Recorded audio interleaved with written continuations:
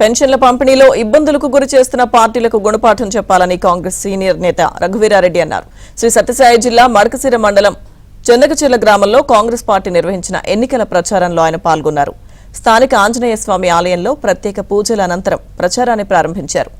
పెన్షన్లను అడ్డగిస్తున్న పార్టీలను గుర్తించి ఎన్నికల్లో బుద్ధి చెప్పాలన్న ఆయన మళ్లీ మన మడకశిర నినాదంతో 1,00,000 ఓట్ల మెజారిటీ లక్ష్యంగా సాగుతున్నామన్నారు.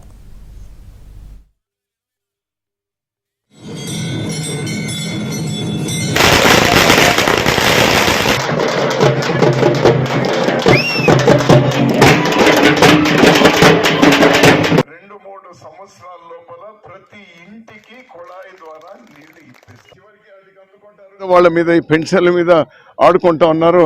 దాన్ని ప్రజలు గమనించాలి. వాళ్ళకి బుద్ధి మళ్లీ మన మడకశిర అర్ధాంతరంగా ఆగినటువంటి హందిని నీళ్లు అన్ని చెరువులకు తీసుకొని రావడం, శ్రీరామరెడ్డి తాగునీళ్లు ప్రతి ఇంటికి కుళాయి ద్వారా నీళ్లు ఇవ్వడం, అనంతపురం దగ్గర పారిశ్రామిక వాడలో పరిశ్రమలు తెచ్చి నిరుద్యోగ సమస్యను పరిష్కారం చేయడం, అర్ధాంతరంగా ఆగిపోయినటువంటి బెంగళూరుకు వెళ్లేటువంటి రైలు మార్గాన్ని పూర్తి చేయడం, అంతేకాకుండా రాష్ట్ర కేంద్ర ప్రభుత్వాలు ఏ ప్రభుత్వం వచ్చినా ఆ పథకాలన్నీ కూడా ప్రజలకు అందించడం.